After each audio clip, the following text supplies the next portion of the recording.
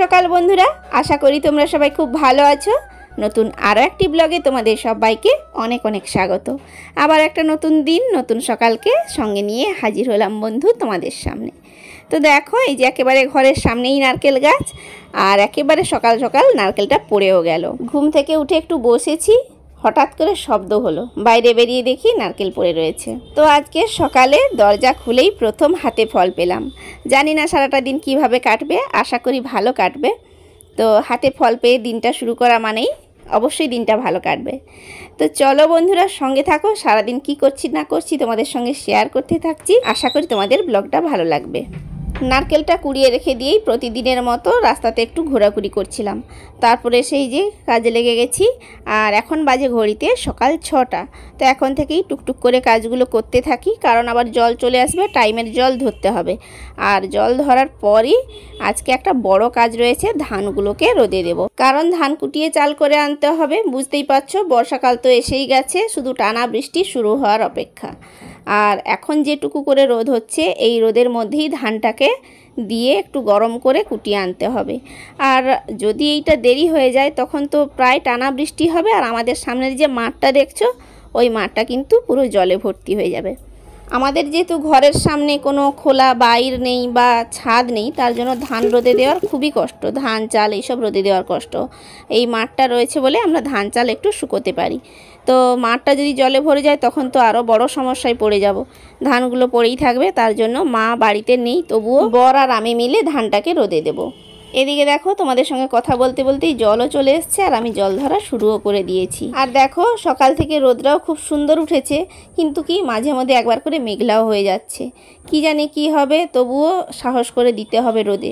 একবার যদি বৃষ্টি শুরু হয়ে যায়, তাহলে কিন্তু অনেকটাই সমস্যায় পড়ে যাব।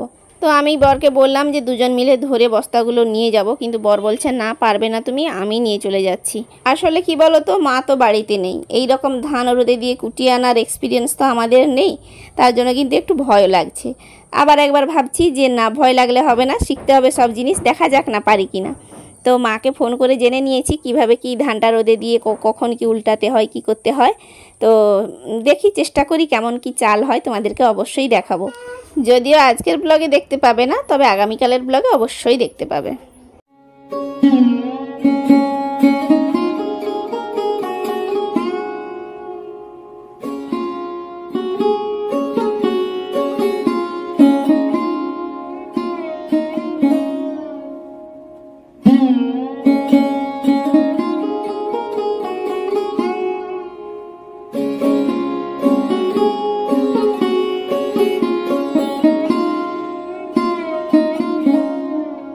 তো বর ধান বস্তাগুলো নিয়ে গিয়ে একাই মেলছে, বলছে আমি একাই পারবো, তুমি অন্যান্য কাজগুলো করো।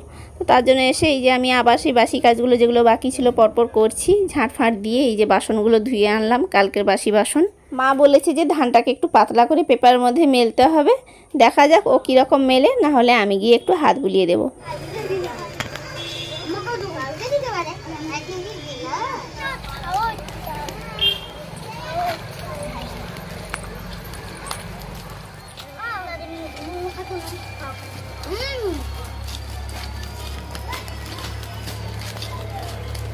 সত্যি এই কচি কাঁচাদের দেখলে নিজেদের ছোটোবেলার কথা মনে পড়ে যায়। সেই ছোটোবেলায় স্কুলে যেতাম, আর ছুটি হলে এইরকম লাফিয়ে লাফিয়ে বাড়ি আসতাম। সে এক আলাদাই আনন্দ ছিল, তাই না?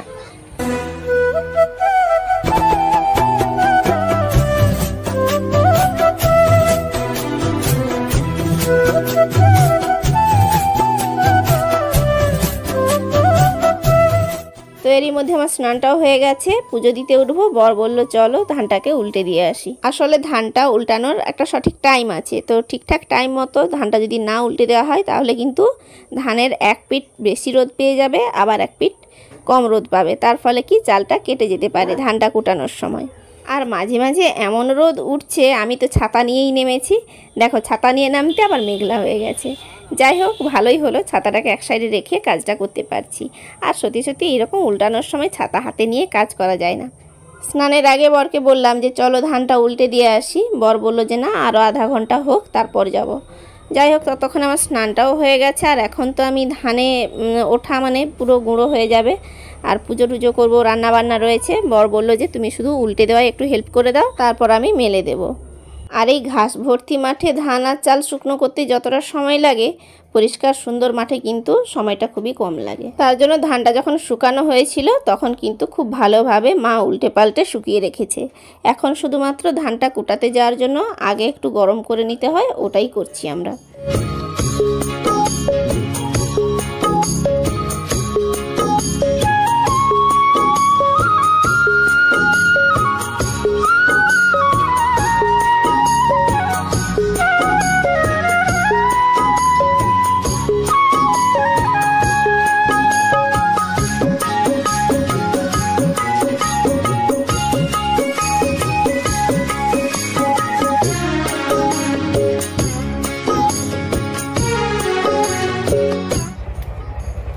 পুজো করে নেমেই একটু জল দিয়ে মুড়ি খেয়ে নিয়েছি।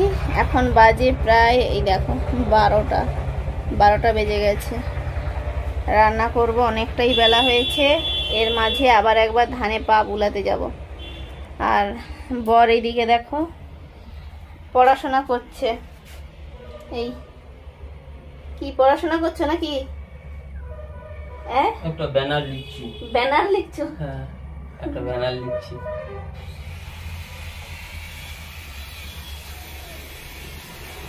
তো চলো রান্নাটা শুরু করি। বরের এক বন্ধু নতুন দোকান খুলবে, ওর দোকানের ব্যানারটা ঠিক কীরকম হবে ওইটা একটু লিখে দিতে বলছে। যদিও প্রেসে গিয়ে ব্যানারটা বানাবে, প্রেসের লোকেরাই ওরা ঠিক করে লিখে দেয় ব্যানারটা, তবুও ও চাইছে যে বর যেন একটু সুন্দর করে ব্যানারটা লিখে দেয়।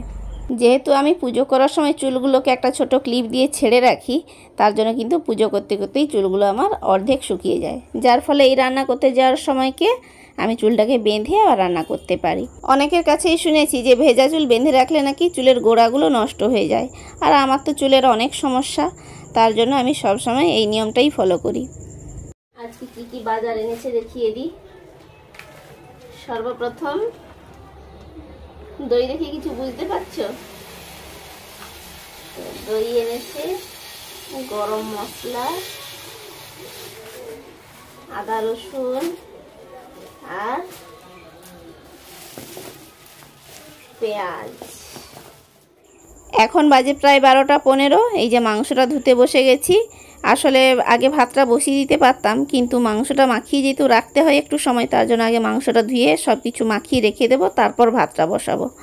আর কি বলো তো, অনেক দিন ধরে বাড়িতে মাংস হয়নি তো, তার জন্য বর আজ একটু মাংস আনলো। আর দই তোমাদেরকে দেখিয়েছি মানে বুঝতেই পারছো যে বর তো রায়তা দিয়ে মাংস খাবে। আর রায়তা দিয়ে মাংস খাওয়ার এমন নেশা হয়ে গেছে যে আর কোনো তরকারি সে খাবে না। তো ভাতটা গ্যাসে বসিয়ে দিয়ে এসেছি আর উনুনে মাংসটা করে নেব। যেহেতু বেলা অনেকটাই হয়েছে, উনুনে ভাত করে মাংস করতে অনেক দেরি হয়ে যাবে, তার উপর আবার ধান রোদে দেওয়া রয়েছে। তাড়াতাড়ি করে খাওয়া দাওয়া সেরে আবার বস্তায় ধানগুলোকে ভরে ঘরে তুলতে হবে। মোটামুটি ঠিকঠাকভাবে উল্টেছি, মা যেভাবে বলেছিল ধানগুলোকে উল্টেছি বা পাও সুন্দর করে বুলিয়ে দিয়েছি। আজকে আর কুটতে যাওয়া হবে না, এই গরম ধান নাকি কোটা যায় না, তার জন্য কালকে কুটতে যাওয়া হবে ধান। এবার দেখার পালা কেমন কি চাল হলো।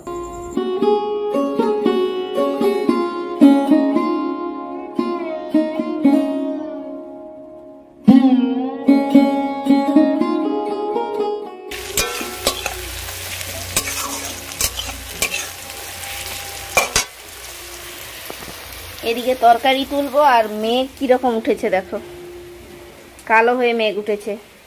ধান পড়ে আছে, বর গেছে ধানগুলোকে বস্তায় ভরার জন্য। ওই যে এমন সময় মেঘ উঠে পড়েছে।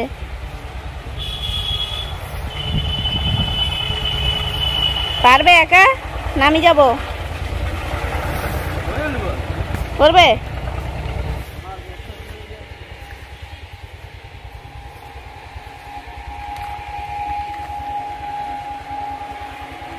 চলো ওদিকে রান্নাটা করি। মানে দুদিকে এমন হয়েছে, এদিকে ধান তোলা আবার ওদিকে বাইরে রান্না করছি। আজকে ছাতা ধরার মতো মা নেই, সেই বাইরে তাড়াতাড়ি করে রান্না করেই আমাকে আনতে হবে। এদিকে বর বলছে যে আমি একাই করে নিতে পারবো, ধানগুলোকে মানে গুছিয়ে নিতে পারবো, তুমি রান্নাটা করবে যাও। আজকে পুরো ধানের কাজটাই কিন্তু ও করলো, মানে বস্তাগুলো নিয়ে গেল একা, ধান ঢেলে ধান মেললো, ধানে পা বুলিয়েছি মাঝখানে আমি একবার, আর পুরোটাই ও করেছে। দেখো এখন ধান গুছিয়ে আবার ঘরে তুলছে।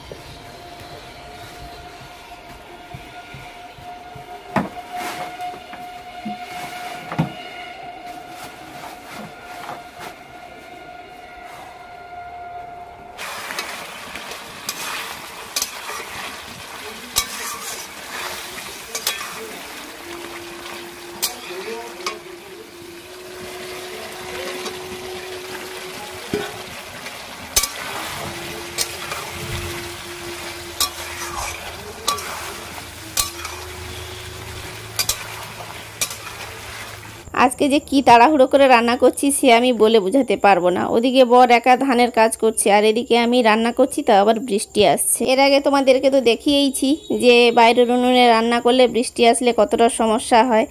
তো কোনো রকম তাড়াহুড়ো করে রান্না করে নিয়ে চলে আসতে পারলে শান্তি। মাংসটাকে কষিয়ে জল দিয়ে আবার এসছি এই যে পেপারটাকে ধরতে। একা একা পেপারটা গোটানো যায় না, তার জন্য ধরে দিলাম বরকে। তারপর আবার ছুটছি ওদিকে মাংসের ঝোলটা কতটা ফুটলো দেখার জন্য।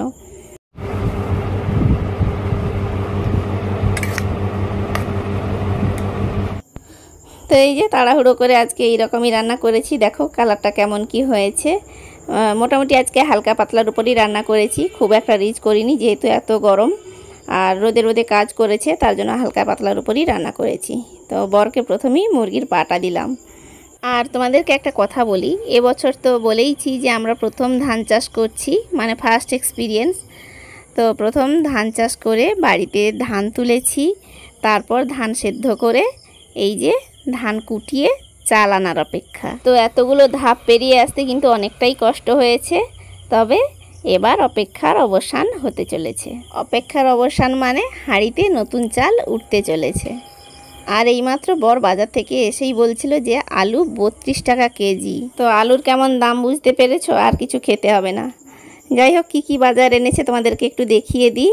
আর সকালে তো পেঁয়াজ আদা রসুন এইসব এনেছে, এই জন্য এখন মনে হয় শুধু আলু আর এই যে পটল আর ঢেঁড়স এগুলোই এনেছে। তো বন্ধুরা, আজ এ পর্যন্তই। সবাই সুস্থ থেকো, ভালো থেকো, সাবধানে থেকো। দেখা হচ্ছে নেক্সট ব্লগে। টাটা।